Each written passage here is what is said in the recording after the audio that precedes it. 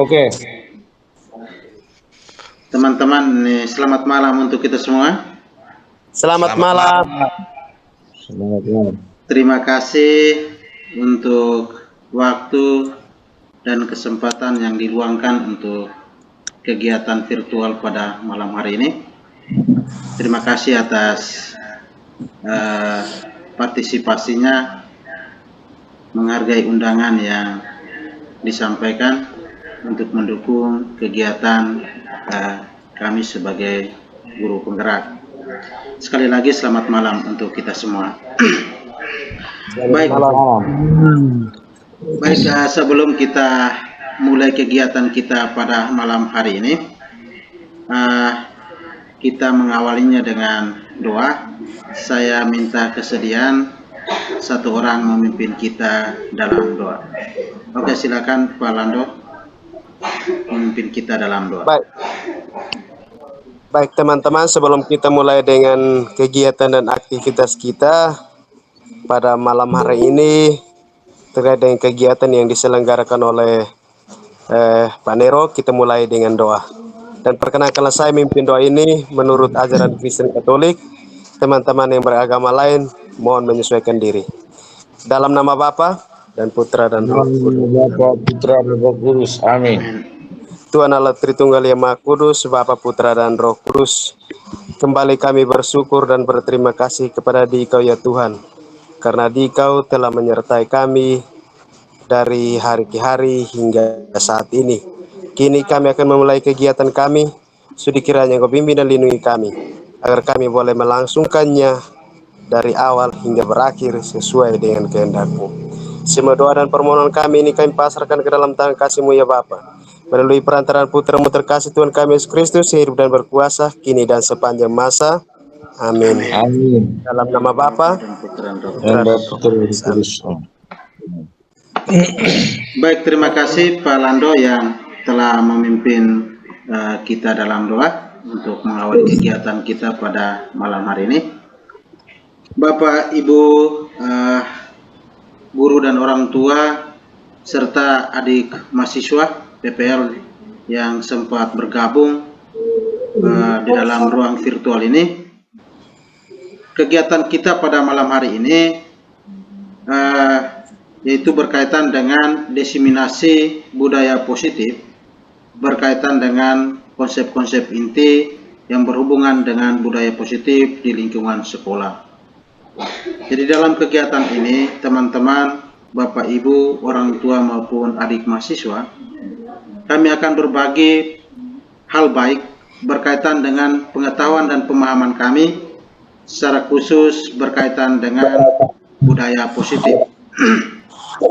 Untuk itu, izinkanlah saya untuk share screen materi tentang budaya positif.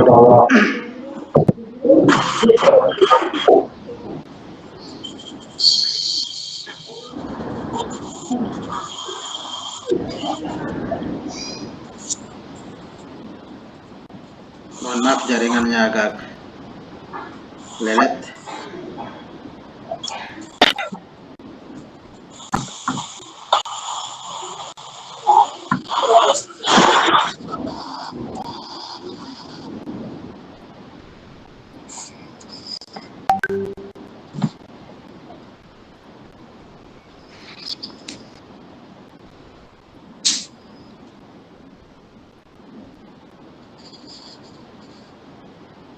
Sudah muncul kah? Sudah muncul. Kasih jempol di situ, tag jempol di situ Pak Dus, Bayan. Oke, baik, teman-teman, Bapak, Ibu guru, orang tua SMA Negeri Wederok, dan adik-adik mahasiswa dari STKIP. Berikut adalah materi berkaitan dengan diseminasi budaya positif. Saya sendiri sebagai calon guru penggerak, Adrianus Neroliman, SPD. Pada kesempatan ini izinkan saya untuk berbagi tentang budaya positif.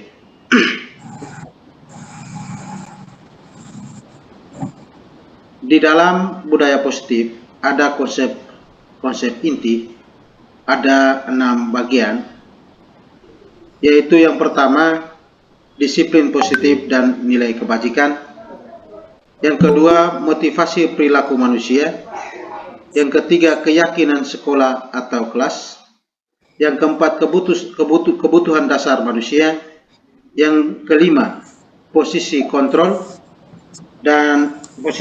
restitusi, dan yang keenam segitiga restitusi. Baik, berkaitan dengan penerapan budaya positif atau penerapan konsep-konsep inti budaya positif, sebelumnya kita harus memahami terlebih dahulu, yaitu tentang pergeseran atau perubahan paradigma belajar yang sebelumnya itu berkaitan dengan stimulus respon. Dia bergeser atau berubah menjadi pendekatan teori kontrol. Di sini kita bisa lihat di tabel itu ada beberapa perbedaan. Pada stimulus respon, realitas atau kebutuhan itu dianggap, realitas atau kebutuhan kita itu semuanya dianggap sama. Sedangkan pada teori kontrol, realitas atau kebutuhan kita itu berbeda. Terus yang berikut, semua orang melihat hal yang sama, sedangkan pada teori kontrol setiap orang memiliki gambaran yang berbeda. Itu ada beberapa poin, teman-teman bisa lihat di depan layar itu, bisa jelas ya, lihat jelas di situ ya, tentang perubahan paradigma belajar stimulus respon ke pendekatan teori kontrol. Baik, kita masuk pada bagian yang pertama, konsep inti yang pertama, yaitu disiplin positif. Jadi tujuan dari disiplin positif yaitu bagaimana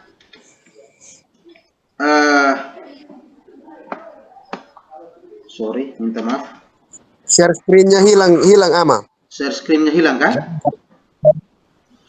Sabar, saya kembali dulu. Share screen-nya terlalu kecil ini, kita tidak lihat. Terlalu kecil kan? Tampil full saya. Ya. Sudah? Malah ada angkat. Sudah jelas kan? Tidak muncul. Tidak muncul. Belum muncul. Oke, sabar.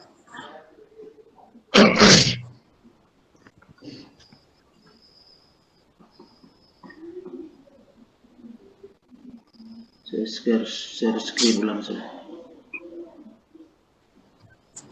Kayak pertama tadi itu bagus. Ini Pak Obet ada angkat tangan.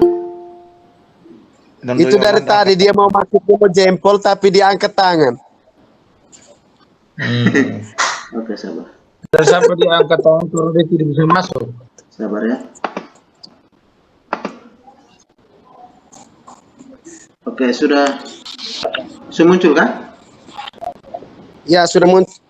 Sudah muncul. Sudah. Sudah. Ya, mantap. Oke, baik. Jempol. Tadi ya di slide keberapa ya? Tadi yang Ama omong itu slide kedua tidak muncul. Oke, baik.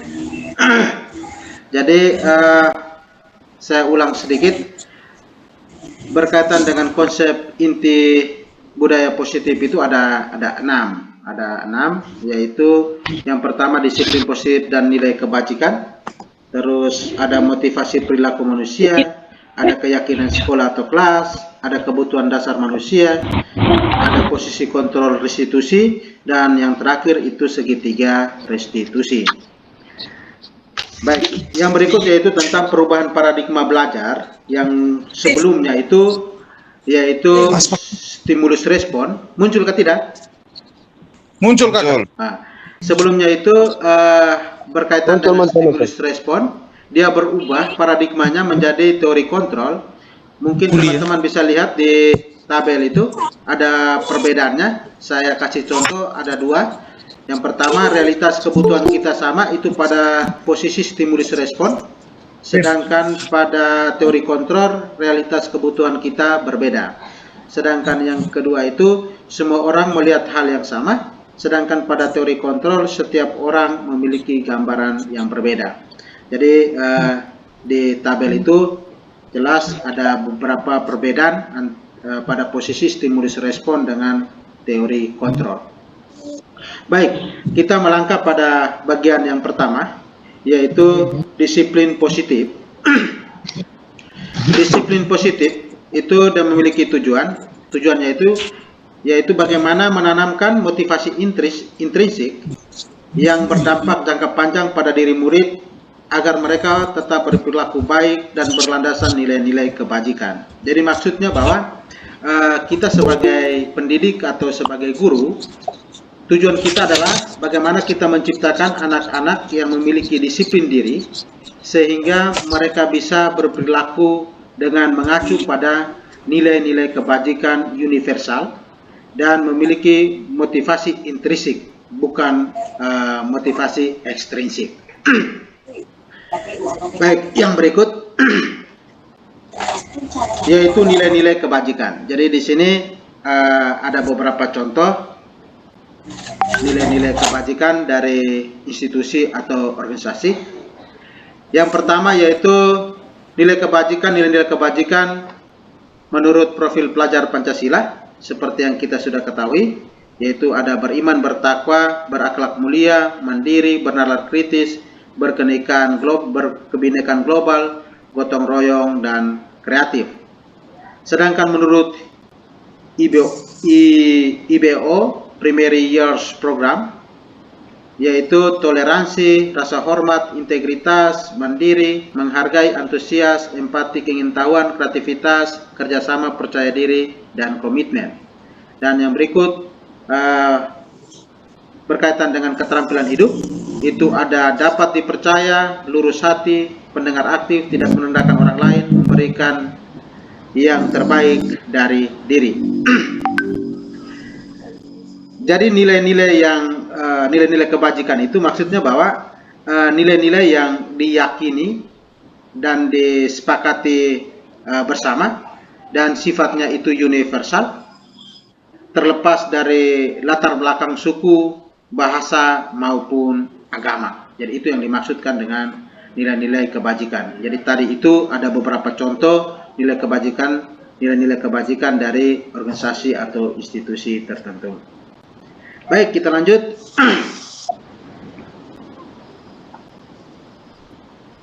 Yang berikut yaitu motivasi perilaku manusia. Konsep inti yang berikut motivasi perilaku manusia. Motivasi perilaku manusia itu terdiri atas tiga. Ada tiga bagian. Yaitu yang pertama, untuk menghindari ketidaknyamanan atau hukuman. Terus yang kedua, untuk mendapatkan imbalan atau penghargaan dari orang lain. Dan yang ketiga, untuk menjadi orang yang mereka inginkan dan menghargai diri sendiri dengan nilai-nilai yang mereka percaya. Baik, untuk motivasi perilaku yang pertama, Bapak Ibu teman-teman, motivasi yang pertama ini kita dapat katakan bahwa dia termasuk dalam kelompok motivasi ekstrinsik. Jadi misalnya begini, dalam motivasi anak untuk menghindari ketidaknyamanan atau hukuman, itu biasanya mereka akan bertanya seperti ini: apa yang terjadi jika saya tidak melakukannya? Jadi mereka sudah membayangkan ketika kalau mereka tidak lakukan, maka ada sesuatu yang akan terjadi pada dirinya.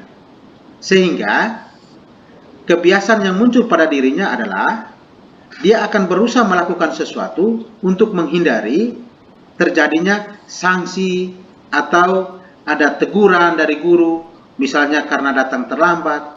Nah, jadi motivasinya dia datang tepat waktu itu bukan karena motivasi intrinsik dari dalam diri, tetapi ada motivasi ekstrinsik, yaitu menghindari ketidaknyamanan atau hukuman. Dia takut nanti kena tegur atau kena sanksi dari Bapak Ibu guru. Nah, itu untuk bagian yang pertama. Pada bagian yang kedua, motivasi yang kedua yaitu untuk mendapatkan imbalan atau penghargaan dari orang lain. Ini pun masih dalam kelompok atau kategori motivasi ekstrinsik. Anak ataukah orang yang memiliki motivasi seperti ini, biasanya itu mereka akan bertanya seperti ini. Apa yang akan saya dapat apabila saya melakukannya? Jadi dia bertanya, saya mau lakukan tetapi saya dapat apa? Seperti itu. Jadi misalnya dia ingin mencapai nilai yang tinggi atau mau menjadi orang yang terbaik di dalam kelas, maka dia akan berusaha habis-habisan atau bekerja keras untuk belajar sehingga prestasinya lebih tinggi dari teman-temannya. Tetapi ini masih dalam kategori motivasi ekstrinsik, bukan dari dalam diri. Sehingga ketika dia tidak mendapat pujian atau dia tidak mendapat nilai yang tinggi seperti yang dia harapkan, maka dengan sendirinya dia punya semangatnya akan turun. Tidak sama dengan mereka yang motivasinya intrinsik. Jadi seperti itu teman-teman. Terus yang ketiga, yaitu motivasi untuk menjadi orang yang mereka inginkan dan menghargai diri sendiri dengan nilai-nilai yang mereka percaya. Baik, yang ketiga ini yaitu perilaku anak atau perilaku manusia yang berangkat dari motivasi intrinsik dari dalam dirinya. Biasanya anak ataukah orang yang memiliki motivasi intrinsik,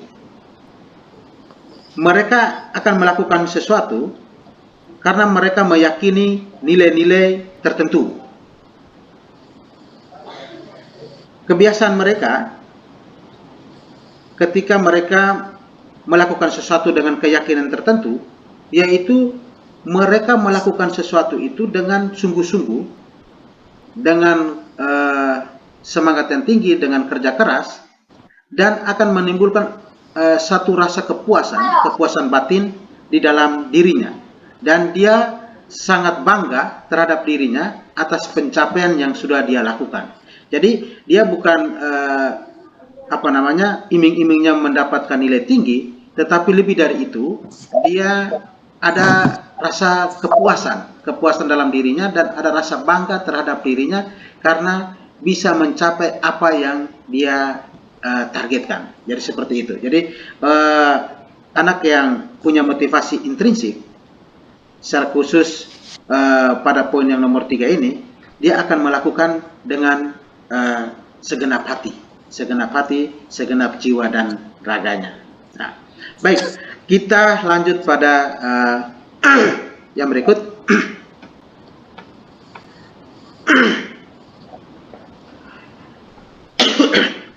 Baik, pada bagian yang pertama tadi saya sudah gambarkan tentang seperti apa kebiasaannya anak-anak tadi pada motivasi yang pertama. Terus contohnya tadi juga saya sudah gambarkan. Pada motivasi yang kedua juga sama. Mungkin ada teman-teman ada yang mau sampaikan contoh seperti apa yang anak lakukan untuk mendapatkan sesuatu. Artinya motivasi ekstrinsik yaitu ingin mendapatkan imbalan atau penghargaan. Mungkin ada teman-teman yang ingin mau menyampaikan. Silakan, siapa?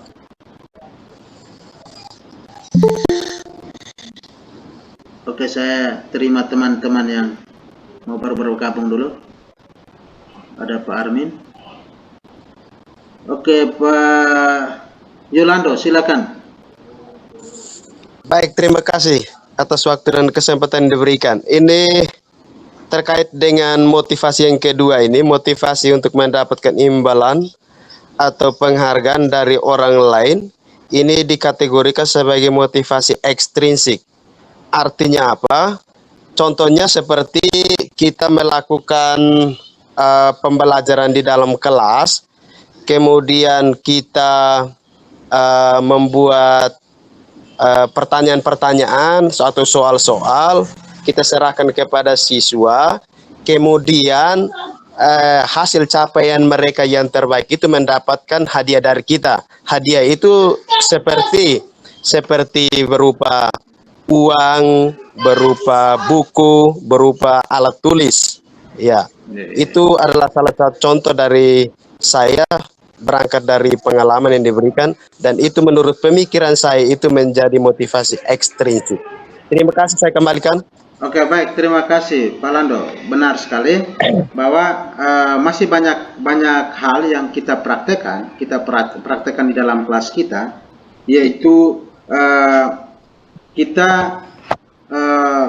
memberi motivasi kepada anak untuk mereka melakukan sesuatu dengan imbalan atau penghargaan tertentu, dan itu masih kita praktekkan. Nanti sebentar kita mungkin berada pada posisi yang mana, dan kita mungkin belajar untuk bisa beralih dari sebelumnya.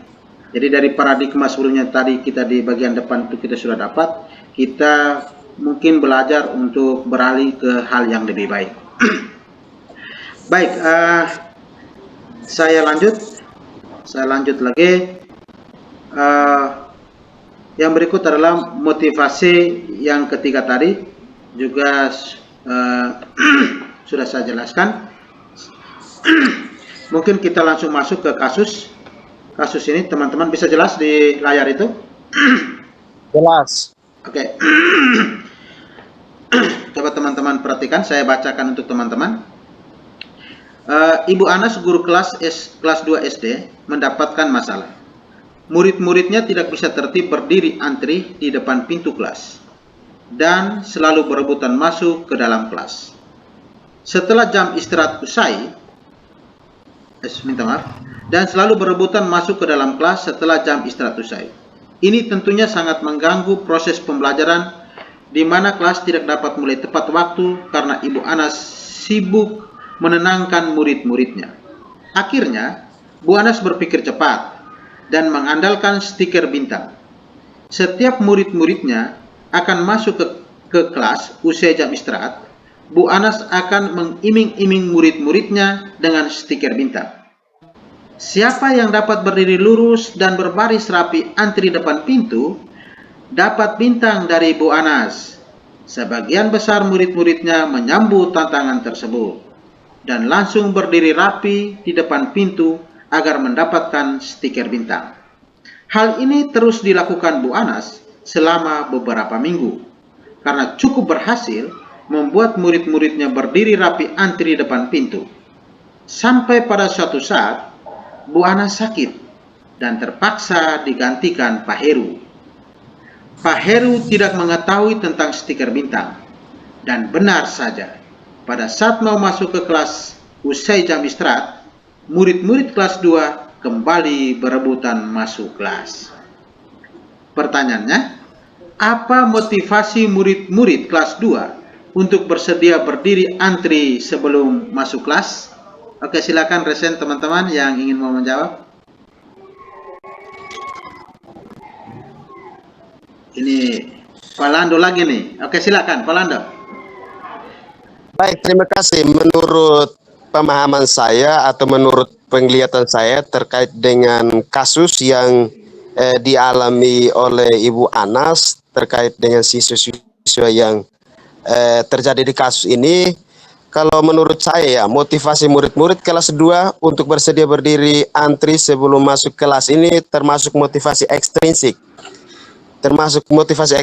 Karena mereka akan berdiri rapi kalau mereka impian mereka itu yang mereka inginkan adalah terkait dengan tiket itu, tiket bintang itu. Jadi ini mau dibilang itu adalah sebuah reward atau penghargaan. Jadi tujuan mereka itu adalah untuk mencapai bintang itu. Itu saja pendapat saya kembalikan. Oke, betul sekali Pak Lando. Oke, kita kasih jempol dan tepuk tangan untuk Pak Lando dulu. Oke, baik teman-teman. Jadi kasus tadi itu dia berhubungan dengan motivasi perilaku manusia berkaitan dengan pemberian penghargaan atau imbalan. Jadi anak-anak tadi itu mereka bisa rapi, tertib, kecuali mereka mau berebutan atau mau ingin mendapatkan stiker bintang. Jadi ketika stiker bintang itu tidak ada, maka mereka kembali ke sebelumnya, berebutan, berdesak-desakan untuk masuk ke dalam kelas. Baik, kita lanjut.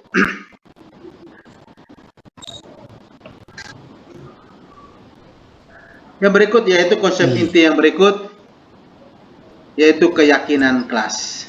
Baik, sebelum kita mendalami tentang keyakinan kelas, ada sebuah pertanyaan di depan teman-teman itu.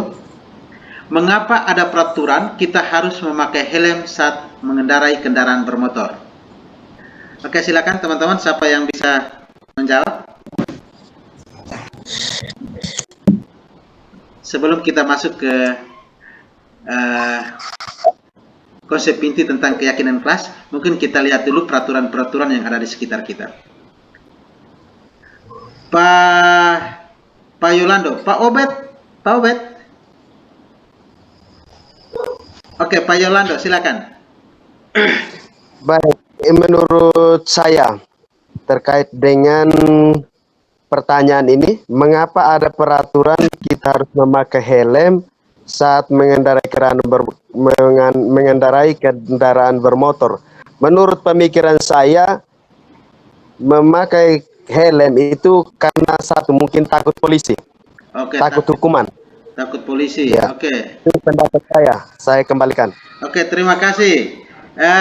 Pak Yolando tadi karena takut polisi, takut hukuman. Pak Dus, silakan. Oke, baik. Terima kasih.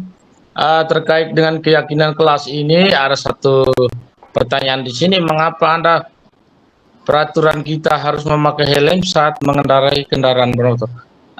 Memakai helm pada saat kita mengendarai kendaraan karena memang itu suatu aturan dalam berkendara. Ya, itu merupakan salah satu aturan dalam berkendaraan yang wajib kita taati. Baik, oke, dari saya terima kasih. Oke, terima kasih Pak Dus, luar biasa. Itu karena sebuah aturan mungkin di sini aturan lalu lintas yang harus ditaati. Oke, ini kita mau dengar suara dari Pak Armin. Silakan Pak Armin. Hai. Silakan Pak Armin. Ini masih unmute itu. Masih unmute. Pak Armin, kasih aktif mikrofonnya dulu. Mikrofonnya. Oke, dari saya. Kasih aktif mikrofonnya dulu Pak Armin. Pak Armin, respon sedikit. Sudah? Bapak Armin kayaknya tidak bisa main tombol-tombol Bapak Armin ini. Oke, saya kasih aktif dari sini. Kayaknya Bapak Armin Ada angkatan itu.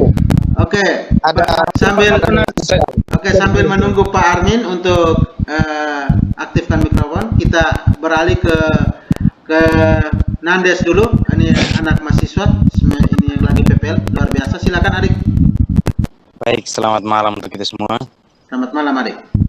Baik, terima kasih. malam. Pertanyaan, di sini pertanyaan mengapa ada peraturan kita harus memakai helm saat mengendarai kendaraan bermotor. Nah, di sini yang perlu kita pahami yang pertama, mengapa aturan itu perlu dibuat. Nah, aturan itu dibuat yang pertama untuk melindungi manusia itu sendiri atau menjaga manusia itu sendiri untuk tidak melakukan satu kesalahan. Artinya apa? Satu aturan untuk melindungi manusia itu agar dia tidak boleh melakukan satu kesalahan yang sama. Yang kedua, kenapa di sini harus melakukan aturan untuk memakai helm? Nah, di sini kan kita lihat bahwa dalam kita mengendarai sepeda motor, kalau tidak menggunakan helm, kecelakaannya kalau misalnya kita tabrakan, nah itu resiko untuk kita mati itu sangat fatal sekali. Ketika kalau terkena benturan keras kepala kita tanpa ada pelindung, nah itu tentu sangat berbahaya sekali buat diri kita sendiri. Nah, jadi di sini mengapa ada peraturan kita harus memakai helm saat mengendarai kendaraan bermotor? Yang pertama, peraturan itu dibuat supaya untuk melindungi kita, supaya kita tidak boleh melakukan kesalahan. Yang kedua, kita menggunakan helm itu untuk melindungi diri kita sendiri agar tidak terjadi hal-hal yang tidak terduga. Sekian, saya kembalikan. Oke, luar biasa. Kita beri tepuk tangan dulu untuk adik mahasiswa yang luar biasa pada malam hari ini. Jadi intinya ada dua yang disampaikan tadi, yaitu kenapa ada peraturan harus memakai helm, karena selain mentaati peraturan yang berlaku di negara kita, tetapi lebih dari itu yaitu untuk melindungi diri kita, menjaga keselamatan dari diri kita saat berkendara. Baik, masih ada lagi yang mau menyampaikan? Oke, saya terima dulu, ada yang mau bergabung. Ya. Pak Armin, oke silakan Pak Armin. Mungkin Pak Armin, silakan. Ya, baik. Selamat malam untuk kita semua. Selamat malam. Selamat malam. Oke. Menurut yang kita tahu bersama dalam kelas ini, dengan kita memakai helm dalam berkendara, itu akan menyelamatkan kita sendiri. Karena bukan kita yang menyelamatkan diri kita sendiri, siapa lagi? Maka aturan lalu lintas ini ditegakkan untuk seluruh Indonesia, terkhususnya bagi yang pengguna kendaraan roda 2, khususnya roda 2, supaya kita harus patuh dan tertib dalam menjalankan tata tertib berlalu lintas dalam berkendara bermotor, sehingga kita bisa selamat dan tidak ada musibah yang menimpa kita sampai kita bisa mati. Mungkin seperti itu. Oke, baik. Terima kasih Pak Armin, luar biasa atas jawaban. Jadi intinya bahwa memakai helm itu untuk menjaga keselamatan diri kita. Intinya seperti itu ya Pak. Terima kasih Pak, jawaban yang luar biasa. Oke, kita beri tepuk tangan, aplaus secara virtual untuk Pak Armin atas jawaban. Oke, berikut saya lihat sini Pak Frans. Pak Frans ada angkat tangan ini. Silakan Pak Frans. Oke, selamat malam. Bisa dengar suara saya? Sangat jelas Pak Frans. Sangat besar sekali Pak suaranya. Ya, di sini jaringan di basic kamar lagi bersahabat. Oke. Pertanyaannya singkat, mengapa ada peraturan kita harus memakai helm saat mengendarai kendaraan bermotor? Oke, tadi saya menyimak dari kita punya teman, adik dari Nandes, itu sudah jelas. Tapi saya mau katakan bahwa ini karena saya langsung dikenai tilang, jadi saya, Pak polisi mengatakan begini, Pak pernah lihat orang jual ini kepala manusia kok? Kalau misalnya pada saat celaka, jadi saya mulai dari situ, oh ternyata benar perkataan Pak polisi itu memang benar-benar betul. Jadi setelah saya mendengar dan menikmati perkataan yang disampaikan oleh Pak polisi itu, aduh, berarti ini satu salah besar, sudah melanggar salah satu aturan yang sangat besar. Iya. Jadi mungkin hanya itu saja, saya kembalikan ke moderator. Oke, terima kasih Pak Frans, luar biasa, satu pengalaman yang langsung dialami. Jadi benar teman-teman. Bukan moderator, materi. Benar bahwa peraturan ini bukan sekedar peraturan, tetapi lebih dari itu, yaitu untuk menjaga keselamatan dari kita. Oke, kita lanjut ya. Kita lanjut. Oke. Iya, jadi tadi yang kita bahas dari tadi itu teman-teman, yang ditekankan tadi yaitu entah itu peraturan atau apapun yang tadi, intinya bahwa ketika kita memakai helm, ada sebuah keyakinan dalam diri kita bahwa dengan saya memakai helm, maka ada keselamatan di dalam diri saya saat saya berkendaraan motor. Jadi ini yang disebut dengan keyakinan. Keyakinan untuk kita melakukan sesuatu melampaui aturan yang ada. Jadi aturan itu mengatur kita, tetapi paling kurang harus ada keyakinan dalam diri kita tentang aturan itu dia bermanfaat atau bernilai untuk kita atau tidak. Sehingga di sini dapat saya sampaikan bahwa dengan adanya keyakinan, seseorang akan bergerak dan lebih bersemangat untuk menjalankannya, bukan sekedar sebuah aturan yang harus ditaati, tetapi ada satu nilai yang dia yakini bahwa itu bermanfaat atau berguna bagi dirinya. Seperti tadi peraturan memakai helm itu, nilai yang dia yakini yaitu keselamatan bagi dirinya. Demikian juga teman-teman, Bapak Ibu, murid-murid kita pun kita harus mengarahkan mereka untuk bisa memahami nilai-nilai kebajikan yang mereka yakini. Baik, berikut saya akan tampilkan bagaimana tahapan atau proses saya bersama murid di dalam kelas untuk membuat keyakinan kelas. Baik, dalam pembuatan keyakinan kelas ada beberapa tahap. Tahap yang pertama, teman-teman, murid atau siswa, kita arahkan untuk mereka mengidentifikasi peraturan-peraturan yang ada di sekitar mereka dan ingin mereka terapkan di dalam kelas atau sekolah mereka. Jadi ini mereka sedang beraktivitas mengidentifikasi peraturan-peraturan yang mereka ketahui yang ada di sekitar mereka, kemudian mereka ingin peraturan-peraturan tersebut diterapkan di dalam kelas mereka. Terus, setelah mereka mengidentifikasi peraturan-peraturan, murid-murid kemudian diarahkan untuk mengubah peraturan-peraturan tadi menjadi kalimat-kalimat positif. Setelah mereka merumuskan kalimat-kalimat positif berdasarkan peraturan-peraturan tadi, langkah yang berikut adalah mereka menemukan nilai-nilai kebajikan dari kalimat-kalimat positif tadi. Terus yang berikut, yaitu setelah mereka menemukan nilai-nilai kebajikan, maka saya bersama mereka berdasarkan kalimat positif yang sudah ditemukan dan nilai-nilai kebajikan tadi, maka kami bersama-sama merumuskan atau menyusun keyakinan kelas. Jadi misalnya kalimat ataukah peraturan-peraturan yang ditemukan di dalam kelas itu, misalnya dilarang membuang sampah. Dilarang membuang sampah. Maka kalimat positif dari peraturan itu, kan kata dilarang itu kan peraturan.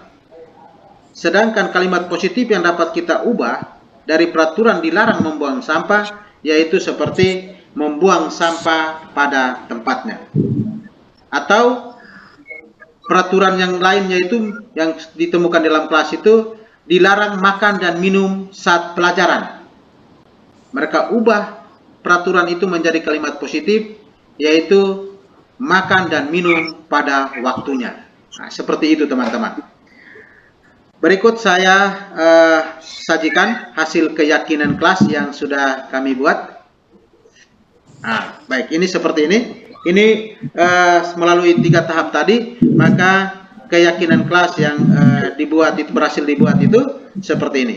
Datang tepat waktu, jujur pada diri dan sesama, saling menghargai, makan dan minum pada waktunya, membuang sampah pada tempatnya. Baik, itu berkaitan dengan keyakinan kelas. Kita maju lagi, yaitu konsep inti yang berikut, yaitu tentang kebutuhan dasar manusia. Baik teman-teman, ada lima kebutuhan dasar manusia. Yang pertama yaitu kebutuhan untuk bertahan hidup. Yang kedua, kebutuhan tentang kasih sayang dan rasa diterima. Terus yang berikut, kebutuhan dasar yang berikut itu penguasaan. Terus yang berikut, yang keempat, kebutuhan kebebasan. Dan yang terakhir yaitu kebutuhan kesenangan. Untuk yang pertama, kebutuhan bertahan hidup. Untuk kebutuhan bertahan hidup itu dia berhubungan dengan makanan, pakaian, istirahat, tempat berlindung, keamanan, dan kesehatan. Sedangkan kebutuhan kasih sayang dan rasa diterima itu berhubungan dengan rasa diterima, dipedulikan, berbagi, bekerja sama, dikasih, mengasihi, disayangi, dan seterusnya. Terus yang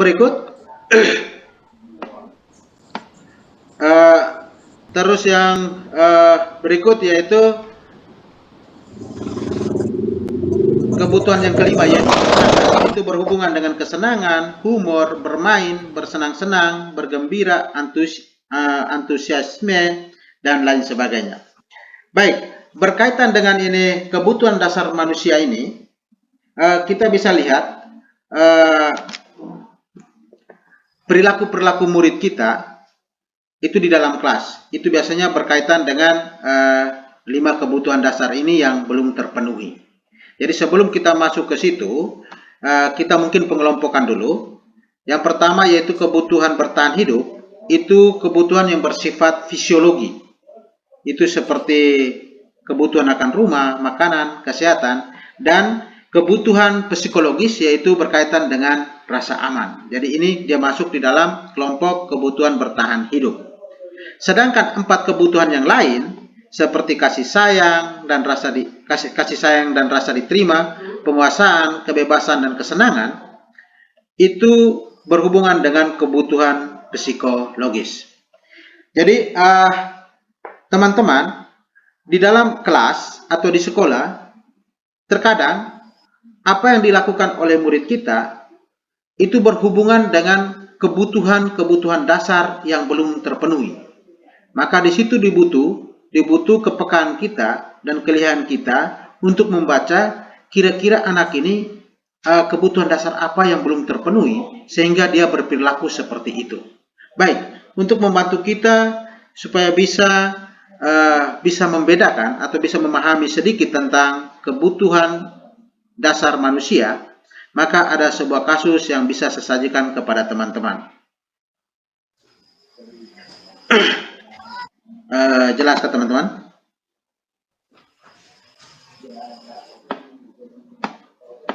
Jelas.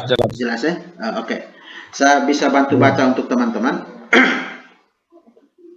Bimo, seorang anak TKB, selalu berlari keluar kelas menuju jalan raya di depan sekolahnya yang ramai dengan kendaraan. Tingkahnya membuat gurunya, Bu Ani, bingung dan seringkali lari mengejarnya. Ketika ditanya, ada beberapa kemungkinan jawaban yang diberikan Bimo. Jawaban yang pertama, aku senang main kejar-kejaran dengan ibu guru, seru. Jawaban yang kedua, ibu kejar aku karena ibu guru sayang aku. Jawaban yang ketiga, aku hebat kan, bisa bikin ibu guru kejar aku. Jawaban yang keempat, aku bosan belajar mewarnai terus di dalam kelas. Oke, baik teman-teman.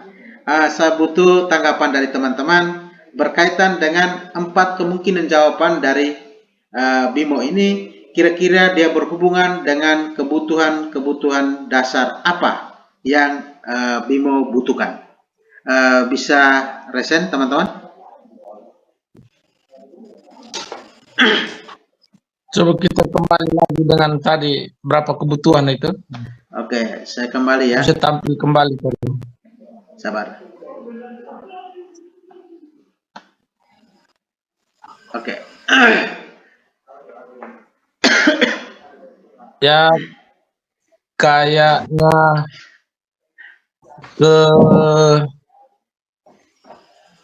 keempat ini. Kebebasan. Kalau tidak yang kedua. Kasih Yang sayang. kedua, kasih sayang dan rasa diterima. Oke, baik. Teman-teman yang lain bisa resen? Nandes, silakan. Ini resen dari tadi atau Pak Robert?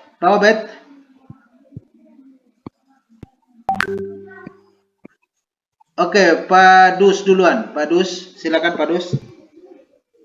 Oke, baik. Ini mungkin kalau dilihat daripada 4 jawaban anak-anak itu memang mungkin dia masuk pada kebutuhan dasar yang kedua ya, penting syarat. Kebutuhan Kasih dasar yang sayang kedua. dan rasa diterima. Oke, baik. Terima kasih Pak Dus. Ya, Oke, teman-teman yang lain. ya. Oke, terima kasih. Masih ada lagi Pak Dus, pas? Ya, Antara dua yang kedua bisa juga, keempat juga bisa. Oke. Kebebasan. diterima juga. Oke, terima kasih Pak Dus. Bisa diterima juga yang nomor 4 itu, Pak. 2 dan 4. 5-nya apa? Coba geser sedikit yang 5 ini, Pak. Kesenangan. Kesenangan juga ini cipit-cipit. Oke.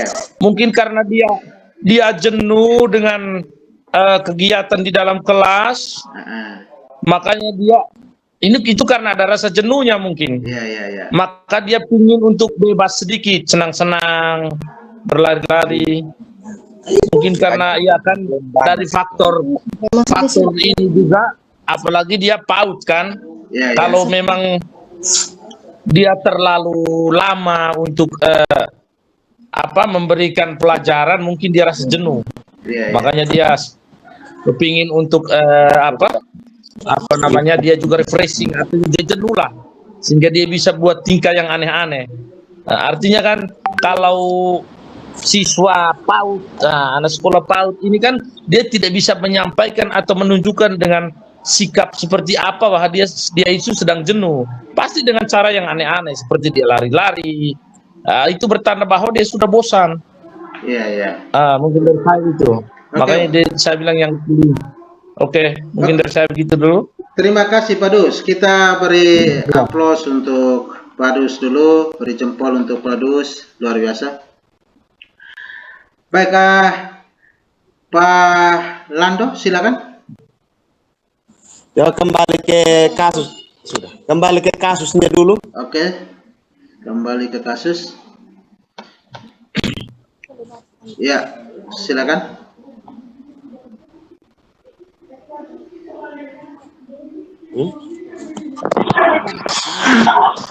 Ini ada ibu guru satu menjawab ini. Oke, silakan. Selamat malam Pak Leno, ini dengan Ibu Devi. Silakan. Saya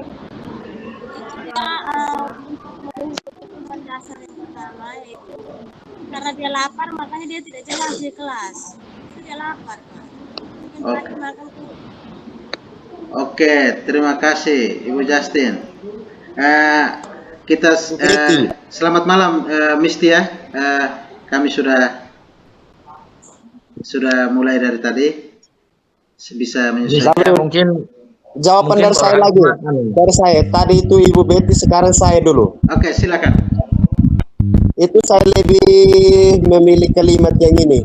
Aku senang main kejar-kejaran dengan ibu guru. Itu sifat yang kebutuhan dasar yang kelima.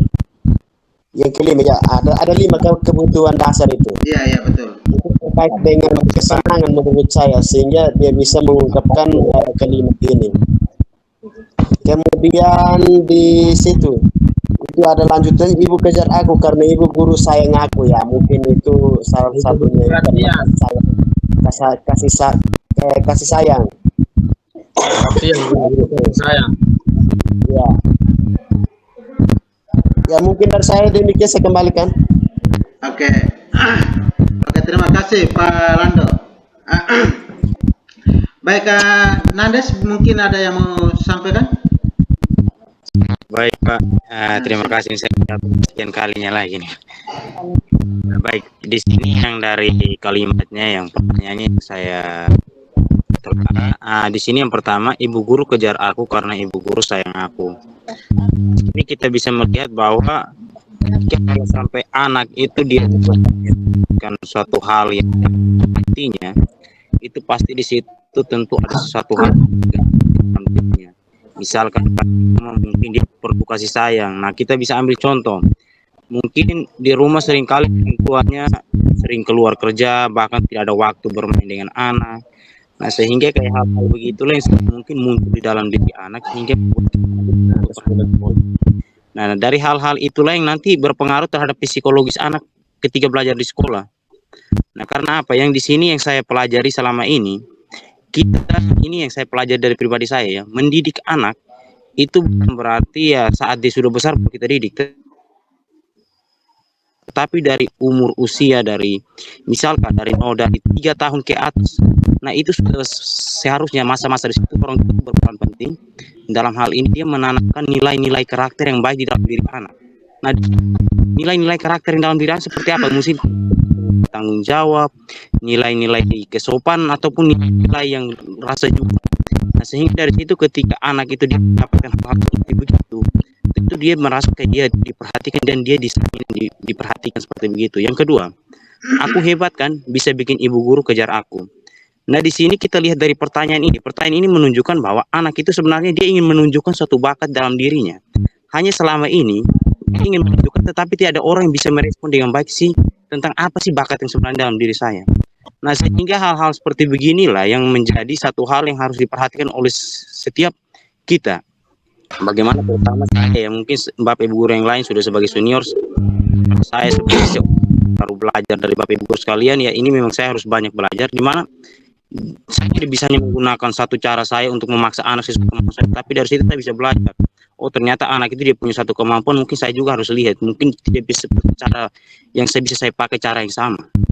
Nah, yang berikutnya di sini, aku bosan belajar mewarnai terus di dalam kelas. Nah, di sini nih kita melihat bahwa ini kita kaitkan lagi ke dalam konteks kurikulum Merdeka sekarang yang diajarkan ya. Nah, ini kita kaitkan juga ke dalam poin yang tadi sudah Bapak Nero jelaskan juga. Nah, di sini apa? Bahwa melihat bahwa anak di usia dini seperti anak TK, kita tidak bisa hanya menerapkan satu model pembelajaran monoton. Oh, data kita membaca, menulis, berhitung terus. Tetapi di situ kita harus mengembangkan satu model-model pembelajaran yang kreatif ataupun satu model pembelajaran yang menyenangkan mereka. Nah, di sini saya ambil contoh. Saya di sini juga kan ada buka bimbel. Nah, di mana setiap minggunya itu kita sering membimbing anak-anak itu mulai dari kelas sampai dengan anak kelas 6. Nah, jadi kita membimbing anak-anak kita harus membimbing strategi karena anak-anak itu mereka yang ketika bermain mereka. Nah, di situ kita tidak bisa hanya pakai satu modul. Oh, adik-adik kita saja. Nah, kita membaca mereka saja. Tetapi kalau misalnya kita menggunakan satu permainan, bisa kita belajar sebenarnya dengan ini kita tulis asal saya kemudian A B C D E. Ketika kita menemukan hal-hal seperti itu dan membuat anak-anak semangat. Nah, sehingga seperti itu bisa meningkatkan bagaimana psikologi anak-anak bisa semakin meningkat itu ya. Setiap perhatian anak kebutuhan anak saya bisa terpenuhi dan Oke, baik, terima kasih Nandes atas tanggapannya berkaitan dengan kasus tadi. Jadi baik teman-teman, jawaban semua luar biasa. Kita beri jempol untuk semua jawaban dulu. Luar biasa atas respon teman-teman terhadap kasus yang saya tampilkan. Jadi coba teman-teman perhatikan pada kasus Bimo ini. Yang pertama, aku senang main kejar-kejaran dengan ibu guru, seru. Jadi pada saat yang pertama, jawaban yang pertama ini, ini menunjukkan bahwa kebutuhan anak yaitu dia ingin bersenang-senang. Jadi dia pun pikir bahwa ibu kejar dia itu artinya bahwa sedang mau ajak dia bermain. Nah, sedangkan pada jawaban yang kedua, ibu kejar aku karena ibu guru sayang aku. Nah, ini juga berkaitan dengan kasih sayang, rasa diterima. Sedangkan aku hebat kan bisa bikin ibu guru kejar aku. Itu berkaitan dengan ini kebutuhan, ini penguasaan. Merasa diakui. Merasa diakui itu salah satu kebutuhan dasar manusia yaitu penguasaan. Terus yang bagian yang terakhir, aku bosan belajar mewarnai terus di dalam kelas. Ini anak butuh kebebasan. Freedom. Jadi kadang anak yang tidur di dalam kelas, malas-malas dalam kelas, butuh keahlian dari kita guru untuk bisa mengidentifikasi kira-kira kebutuhan dasar apa yang sedang dia butuhkan. Jadi kadang kita pun pikir bahwa anak ini dia tidur-tiduran mungkin karena dia tidak suka kita. Bukan. tetapi kadang dia sedang membutuhkan kebebasan, dia butuh freedom, begitu. Jadi ini butuh kepekaan dan kemampuan kita untuk bisa memahami setiap perilaku anak kita berhubungan dengan kebutuhan dasar tadi. Baik teman-teman, kita lanjut.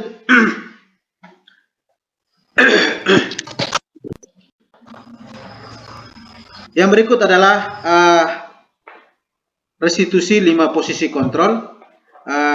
Ini yang kita coba dalami sehingga berkaitan dengan disiplin positif, motivasi perilaku, dan ini kebutuhan dasar yang sudah kita dapat tadi. Bagaimana kita melihat posisi kontrol dalam diri kita sudah sampai pada titik mana atau pada posisi yang mana, sehingga kita belajar untuk secara perlahan-lahan bergeser dari posisi kontrol kita sekarang ini, kalau memang pada posisi kontrol kita ini masih pada perilaku yang negatif. Baik teman-teman, menurut Dian Gosen, ada 5 posisi kontrol yang diterapkan seorang guru, orang tua, ataupun atasan, yaitu yang pertama yaitu penghukum, yang kedua pembuat rasa bersalah, yang ketiga teman, yang keempat pemantau, dan yang kelima manajer. Baik, kita lihat satu-satu. Yang pertama yaitu penghukum. Posisi kontrol guru pada posisi penghukum itu biasanya seorang penghukum itu biasanya menggunakan hukuman fisik atau hukuman verbal, kata-kata. Apa yang biasa dikatakan guru dengan posisi kontrol penghukum? Jadi biasanya kalau kita sebagai guru pada posisi penghukum, biasanya kita omong begini. Patuhi aturan saya. Awas kalau saya ke situ. Atau pernyataan atau kalimat yang berikut, kamu selalu saja salah. Atau bisa juga selalu, pasti selalu. Yang terakhir selesai. Nah, jadi biasanya itu pada posisi menghukum itu kita selalu membuat anak itu sepertinya tidak bisa berdaya karena dia istilahnya melihat kita sebagai sosok yang menentukan dia punya dirinya itu benar atau salah. Jadi kita yang menentukan. Jadi biasanya itu anak biasanya datang terlambat. Kita kalau pada posisi penghukum itu kita langsung kalimatnya seperti ini. Kamu tahu jam berapa sekarang? Nah, kamu selalu saja terlambat. Kamu salah. Kamu diam. Nah, itu biasanya kekerasan verbal, kadang langsung diikuti dengan kekerasan fisik. Kamu terlambat. Sekarang juga kamu cabut rumput. Nah, seperti itu teman-teman. Jadi ketika posisi guru pada posisi kontrol penghukum, biasanya itu hal-hal seperti itu yang dilakukan. Baik, saya lanjut. Yang berikut yaitu posisi kontrol pembuat merasa bersalah. Pada posisi ini biasanya guru akan bersuara lebih lembut. Pembuat rasa bersalah akan menggunakan keheningan yang membuat orang lain merasa tidak nyaman, bersalah, atau rendah diri. Jadi biasanya itu Bapak Ibu guru yang pada posisi kontrol pembuat rasa bersalah, biasanya itu kalimat-kalimat yang keluarnya itu seperti ini. Pak, kecewa sekali dengan kamu. Kenapa sampai kamu lakukan itu? Kalau kamu lakukan itu, bagaimana Pak Kepala menilai saya? Nah, jadi kata-kata kita itu kelihatannya itu lembut, tetapi kita sedang membuat anak merasa bersalah. Gara-gara dia maka seolah-olah bahwa guru atau ke bapak atau ibu gurunya itu sedang menanggung akibatnya. Nah, jadi teman-teman, kita sedang merenung kira-kira kita berada di posisi yang mana. Baik, posisi kontrol yang berikut yaitu posisi kontrol sebagai teman. Baik, pada posisi kontrol sebagai teman ini memang ini dia masuk dalam kelompok perilaku positif. Kalau yang dua tadi itu masuk dalam kelompok perilaku negatif. Biasanya pada posisi kontrol sebagai teman, guru itu tidak akan menyakiti murid. Namun mereka akan berupaya untuk mengontrol murid melalui persuasi, artinya pencegahan, supaya jangan terjadi hal-hal yang tidak diinginkan. Posisi teman pada guru itu bisa negatif, pada waktu yang bersamaan juga bisa positif. Jadi positifnya itu bahwa tidak ada sekat antara guru dengan murid, tetapi pada waktu yang bersamaan nilai negatifnya itu adalah dia merasa bahwa ketergantungan dia terhadap teman, sehingga terhadap guru. Ini dia melihat guru itu seperti dia punya teman, sehingga kalau dia melakukan kesalahan juga dia bilang, kok ada pak guru yang bisa bela saya. Seperti itu. Nah. Jadi biasanya Bapak Ibu guru yang pada posisi kontrolnya sebagai teman, biasanya itu dia punya kalimatnya itu lebih bersahabat, lebih menganggap anak seperti teman. Misalnya begini, ayo bantulah pak dulu, anak ingat bapak, berilah bantuan yang kamu bisa. Nah, jadi dia punya kata-katanya itu tuh istilahnya seperti seorang teman, bukan seperti seorang penghukum atau seorang yang pembuat rasa bersalah. Jadi anak itu sudah merasa bahwa orang yang sedang meminta bantuan dia atau sedang menyampaikan sesuatu kepada dia itu seperti seorang teman yang setiap hari dengan dia bisa bermain bersama-sama. Nah, itu pada posisi kontrol sebagai teman.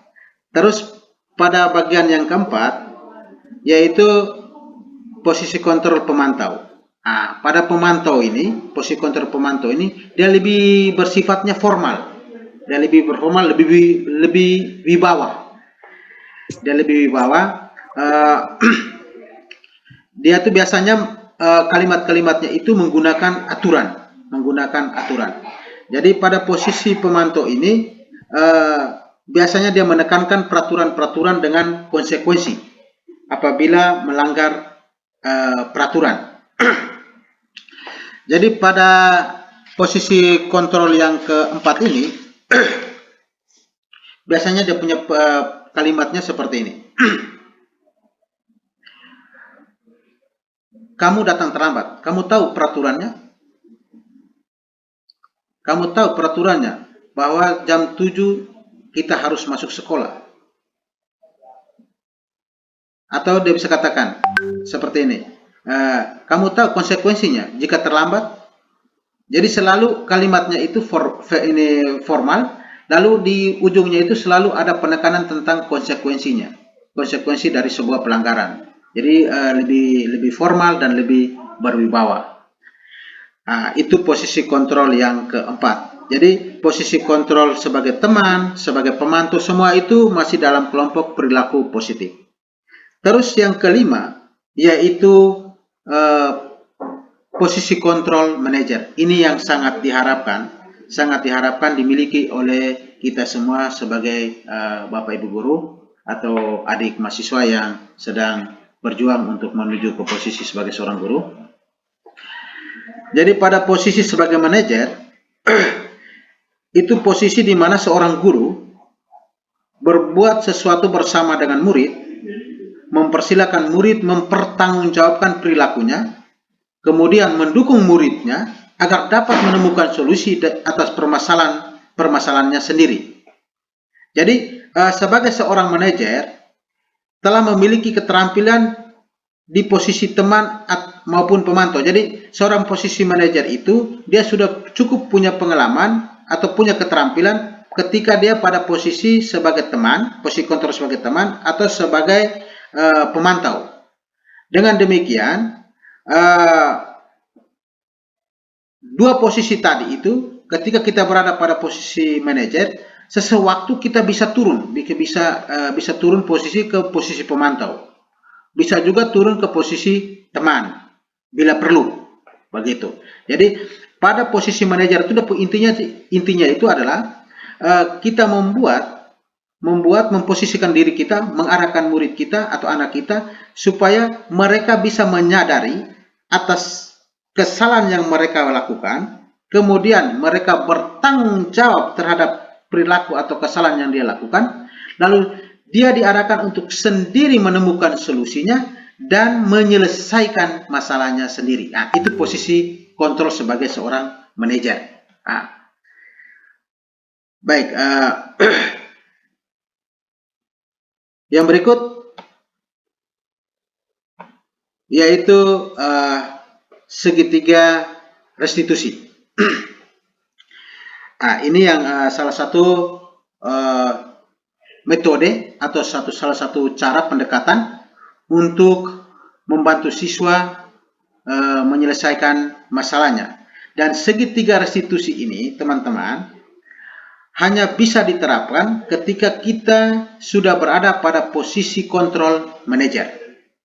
Jadi pada segitiga restitusi ini ada 3 bagian, 3 tahap yang harus dilakukan oleh Bapak Ibu Guru ketika menghadapi kasus-kasus anak. Yaitu yang pertama, pada tahap yang pertama, yaitu menstabilkan identitas. Yang pertama itu menstabilkan identitas. Terus yang kedua itu validasi tindakan yang salah. Dan yang ketiga yaitu menanyakan keyakinan. Jadi pada tahap menstabilkan identitas ini, anak ketika melakukan kesalahan itu mereka punya diri itu terbentuk menjadi pribadi atau diri yang gagal. Sehingga tugas kita sebagai guru bagaimana mengembalikan atau membantu anak dari identitas gagal tadi menjadi identitas sukses atau pribadi yang sukses.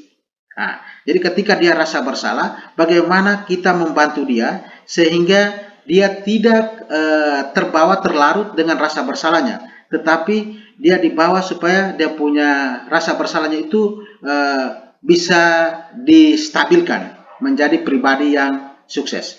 Sedangkan pada validasi tindakan yang salah, itu kita mengarahkan anak untuk memastikan bahwa dia secara sadar bahwa kesalahan yang dia lakukan itu telah merugikan dirinya sendiri maupun orang lain, dan dia bertanggung jawab terhadap kesalahan yang dia lakukan. Pada bagian menanyakan keyakinan, murid atau anak, kita membantu dia untuk dia bisa memperbaiki dia punya kesalahan atau mencari dia solusi untuk mengatasi dia punya permasalahan dengan satu keyakinan yang ia miliki. Artinya bahwa dia mau menjadi lebih baik seperti apa karena ada sesuatu yang ia yakini. Nah, itu yang dimaksudkan. Jadi ada tiga tahap, teman-teman, dalam segitiga restitusi dalam menghadapi setiap masalah anak. Oke, saya lanjut. Baik. Jadi ada 3 tahap tadi. Yang pertama, ada yang baru mau bergabung, sabar, saya terima dulu. Oke, ya. Ada 3 yang seperti tadi saya jelaskan. Pada bagian menstabilkan identitas, seperti yang tadi saya sampaikan, bahwa mengubah identitas anak dari identitas yang gagal karena melakukan kesalahan menjadi orang yang sukses atau identitas yang sukses. Jadi kalimat yang kita gunakan itu, teman-teman, saat kita membantu anak untuk menyelesaikan dia punya masalah atau dia punya kasus, itu kalimatnya seperti ini, yang pada bagian menstabilkan identitas. Berbuat salah itu tidak apa-apa. Nah, kalimat ini kelihatannya sederhana, tetapi pada saat yang bersamaan dia bisa menenangkan murid. Atau kalimat yang kedua, tidak ada manusia yang sempurna. Nah, jadi dia merasa bahwa bukan dia sendiri saja yang tidak sempurna, ternyata semua orang. Nah, pada saat kalimat ini diucapkan, anak juga merasa bahwa dia punya identitas yang gagal tadi. Dia punya identitas yang gagal, bisa diarahkan untuk menjadi orang yang sukses. Terus pada kalimat yang ketiga, contoh yang ketiga, saya juga pernah melakukan kesalahan. Jadi pada posisi ini anak dia merasa bahwa bukan saya sendiri saja yang melakukan kesalahan, tetapi orang lain juga. Nah, terus pada kalimat yang ketiga, contoh yang keempat, Bapak Ibu tidak tertarik untuk mencari siapa yang salah, tetapi Bapak Ibu ingin mencari solusi dari permasalahan ini. Jadi itu ada beberapa contoh kalimat yang bisa kita gunakan saat menghadapi kasus anak pada bagian menstabilkan identitas. Jadi ketika anak menghadapi masalah, teman-teman, kita tidak langsung pada satu titik penyelesaian akhir, tetapi kita menggunakan tahapan-tahapan segitiga restitusi, yaitu yang pertama tadi menstabilkan identitas dengan contoh-contoh yang sudah saya jelaskan tadi. Nah, pada tahapan yang kedua, yaitu validasi tindakan yang salah. Jadi pada tahapan yang kedua ini, kita membantu anak untuk bisa mengenali maksud dari tujuan ataukah tindakan yang dianggap salah tadi. Pasti ada dia punya alasan dari dia punya tindakan itu, sehingga terjadi ataukah dianggap sebuah kesalahan tadi. Jadi pada bagian ini, kalimat-kalimat atau contoh ketika kita menghadapi kasus anak-anak, pada bagian ini kita bisa menggunakan kalimat-kalimat seperti ini. Kamu pasti punya alasan mengapa melakukan hal itu. Jadi teman-teman, ketika anak melakukan sesuatu itu pasti dia punya alasan. Jadi kita tidak bisa langsung serta-merta langsung memvonis anak. Nah, kita harus gali dulu alasannya apa. Terus kalimat yang kedua, contoh yang kedua, kamu patut bangga pada dirimu sendiri karena kamu telah melindungi sesuatu yang penting buatmu. Jadi kadang anak melakukan sesuatu karena dia sedang mempertahankan sesuatu atau mempertahankan barang miliknya. Nah, itu pada posisi itu kita harus bisa menggali alasan dari tindakannya tersebut. Jadi tidak serta-merta kita langsung memvonis atau menjudge anak-anak kita. Itu pada tahap yang kedua. Pada tahap yang ketiga, yaitu menanyakan keyakinan.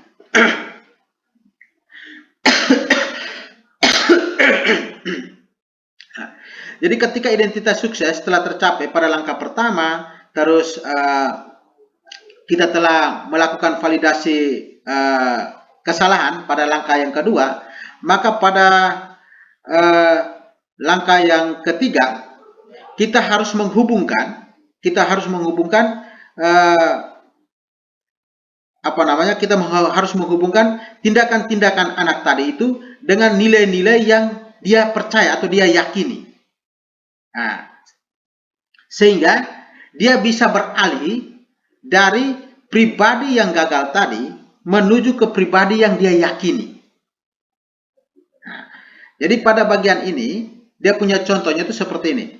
Apa keyakinan kelas yang kita percaya? Atau apa keyakinan kelas yang pernah kita buat? Nah, atau kalimat yang kedua, contoh yang kedua, keyakinan apa yang belum kamu tunjukkan? Atau yang ketiga, apakah tindakanmu mencerminkan keyakinan kelas kita? Terus yang keempat, kamu mau jadi orang seperti apa? Nah, jadi pada bagian ini kita menanyakan kepada dia setelah langkah yang pertama, langkah yang kedua, pada langkah yang ketiga itu kita harus mengarahkan anak untuk menjadi pribadi yang ia percaya, menjadi pribadi yang sesuai dengan nilai-nilai yang dia percaya. Begitu. Baik, kita lanjut pada satu praktik baik yang kami sudah demonstrasikan. mungkin teman-teman bisa menyaksikan bagaimana saya coba mendemonstrasikan penerapan segitiga restitusi pada kasus anak. Baik, izinkan saya untuk putar videonya ya teman-teman.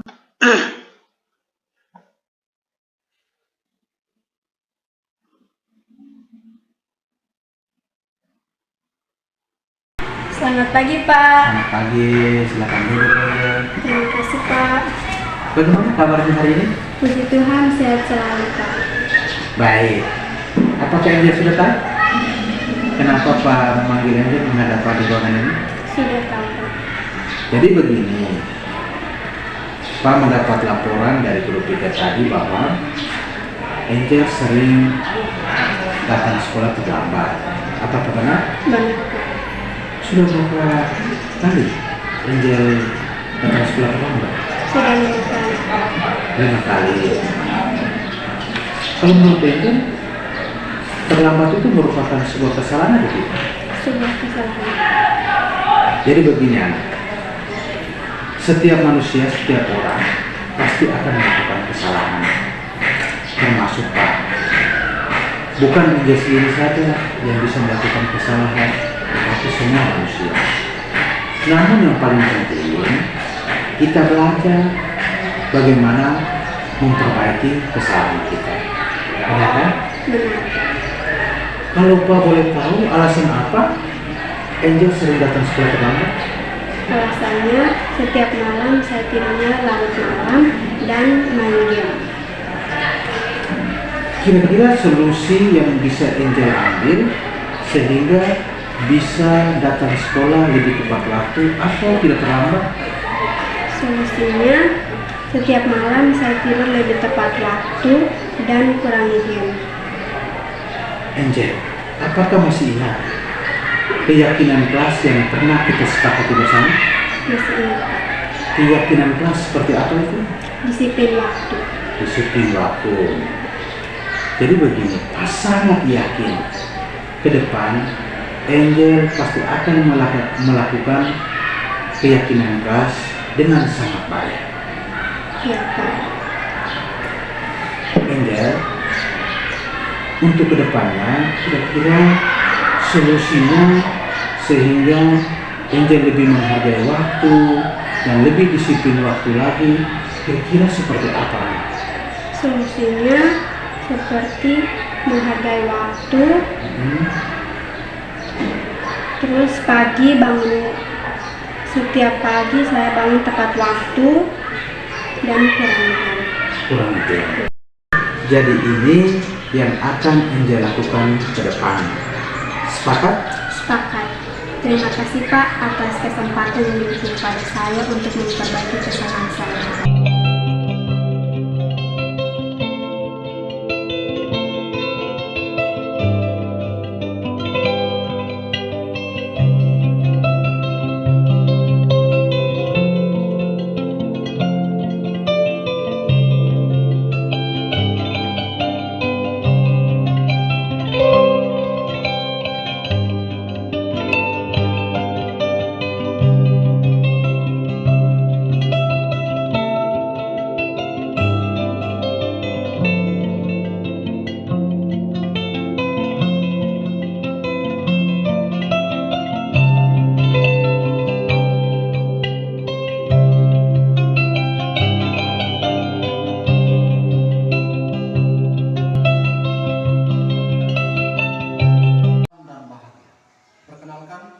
Saya Petrus Yuniari Sumi dari SMA Negeri Wederok yang saat ini mengabdi bersama-sama dengan Bapak Adrianus Neroliman sebagai salah satu calon guru penggerak angkatan ke-11.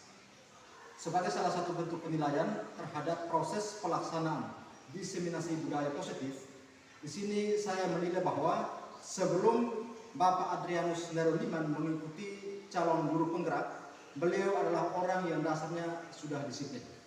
Dengan adanya dia mengikuti proses pendidikan calon guru penggerak, saya melihat bahwa di dalam jiwa patriotismenya Bapak Adrianus Neroliman semakin tumbuh dan berkembang budaya positif yang akan dikembangkan di sekolah. Ketika saya melihat proses interaksi di dalam kelas, beliau selalu dan senantiasa melaksanakan budaya positif untuk senantiasa tumbuh di tengah proses pembelajaran siswa, sehingga budaya yang ditanamkan benar-benar ditanamkan di dalam pribadinya seorang siswa. Mungkin hanya ini yang dapat saya berikan. Sekali lagi terima kasih atas proses penilaian yang saya berikan terhadap Bapak Adrianus Nero.